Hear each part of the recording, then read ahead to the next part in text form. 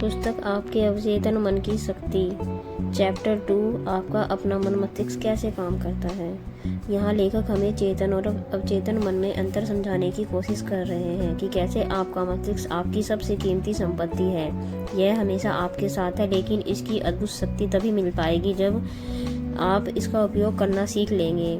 आपके पास जो मन अथवा मस्तिष्क है, आपको उसे उपयोग करना सीखना चाहिए। आपके मस्तिष्क या कहे तो दिमाग के दो पहलू होते हैं, जैसे चेतन जो तर्क करने वाला स्तर है और दूसरा अवचेतन अथवा तर्कहीन स्तर। जैसे आप अपने चेतन मस्तिष्क से जो सोचते हैं वह आपके अवचेतन मन में बच जाता है और जैसी आपकी सोच होगी और उसके अनुसार उसकी रचना करता है। आपकी भावनाओं और रचनात्मक मस्तिष्क का स्थान आपका अवचेतन मस्तिष्क है। अगर आप अच्छा सोचते हैं तो अच्छा होगा और बुरा सोचते हैं तो बुरा। आपका दिमाग ऐसे ही कार्य करता है। अवचेतन मन तर्क नहीं कर सकता। आप अपने अवचेतन मन को जो चाहे बताएं, उससे बहस या विरोध करने की क्षमता नहीं होती। अगर आप इसे गलत जानकारी देंगे तो यह उसे सच मान लेगा, फिर ये उस जानकारी को सही बनाने के लिए काम करेगा।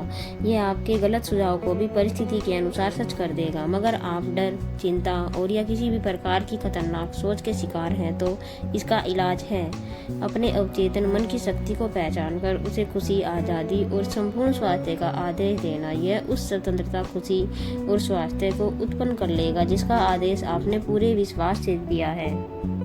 चलो दोस्तों, अब जानते हैं कि कैसे मनोचिकित्सकों द्वारा दिमाग पर प्रयोग किए गए। मनोचिकित्सक और वैज्ञानिक ने लोगों पर बहुत सारे प्रयोग किए। उन्होंने पाया कि अवचेतन मन चुनाव करने और तुलना करने में अक्षम है। इस पक्ष को उन्होंने वैज्ञानिकों ने कई बार दिखाया कि अवचेतन मन किसी भी सुझाव को स्वीकार कर लेता है, चाहे वह झूठी क्यों ना हो। दिमाग एक बार किसी सुझाव को मानने पर यह दिए गए सुझाव की प्रकृति के अनुसार प्रतिक्रिया देता है। जैसे कि सम्मोहन क्रिया में अगर किसी व्यक्ति से बोला जाए कि वह कुत्ता है या बिल्ली है तो वह वैसे ही काम करने लगता है और वह अपने आप को वही समझ बैठता है। यदि सम्मोहनकर्ता द्वारा अपने किसी छात्र से यह कहता है कि उसकी पीठ में खुजली हो रही है तो वह छात्र अपनी पीठ पर खुजाने लगता है। तो इस उदाहरण से पता चलता है कि इन सभी का माहौल उनके विचारों के अनुसार नहीं है। कभी कभी आपके चेतन मस्तिष्क को अपना उद्देश्य मस्तिष्क या यथार्थवादी मन भी कहा जाता है, क्योंकि इसका संबंध आपकी बाहरी दुनिया से होता है और इसके साधक हमारी 5 इंद्रियां हैं। जैसे 5 इंद्रियां नाक, आँख, कान, मुंह और त्वचा। इनसे जो भी प्राप्त किया जाता है उसके अनुसार ही हमारा चेतन मन उसके आधार पर तर्क वितर्क करता है, जबकि हमारा चेतन मन कल्पनावादी मन कहलाता है, क्योंकि यह हमारी इंद्रियों के माध्यम से नहीं हमारे अंतर मन से महसूस करता है।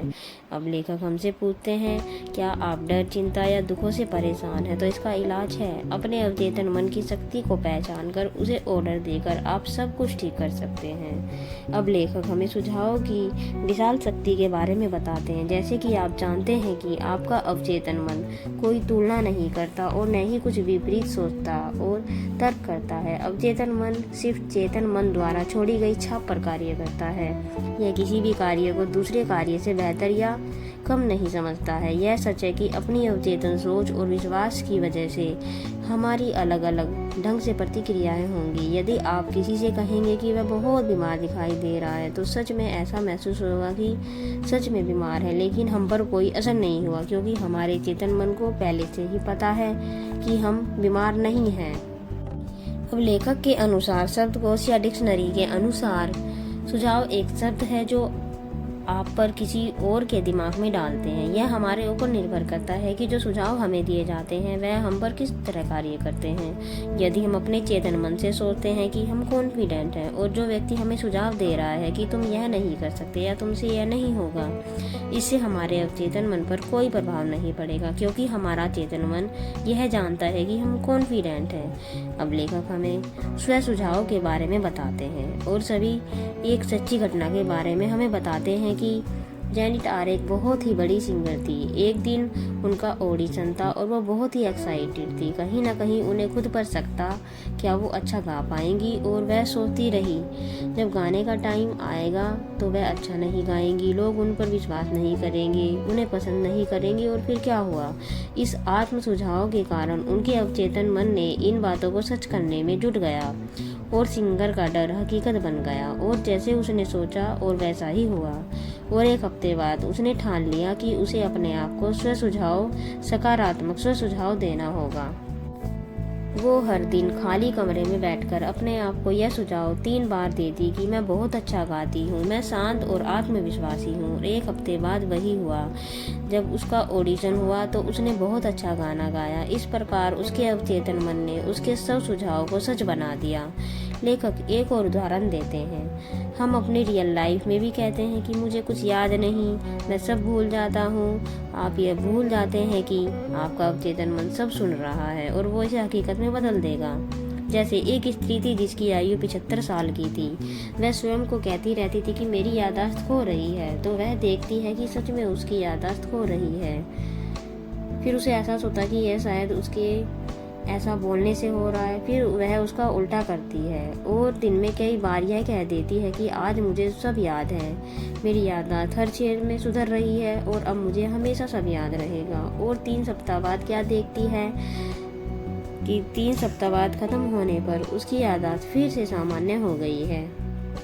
अब लेखक बाहरी विचारों पर बात करते हैं। जैसे हमें कोई कुछ भी कहता है कि तुमसे यह नहीं होगा, तुम यह नहीं कर पाओगे, तुम में कॉन्फिडेंस की कमी है और हम यह सच मानने लगते हैं। हमें ऐसा नहीं करना चाहिए। हमें अपने नकारात्मक विचारों को दूर करना है और सकारात्मक विचारों को सोचना है, तो सब सही होगा। इस पाठ से हमने यह सीखा कि हम अपने अवचेतन मन के मालिक हैं और हम जैसा चाहें इसे चला सकते हैं। सत्य और जीवन के सिद्धांत से सोचना शुरू करें, न कि भय, अज्ञानता और अंधविश्वास के विचारों को आधार बनाकर। किसी और को अपने लिए सोचने न दें। अपनी सोच चुनें और अपने फैसले स्वयं लें।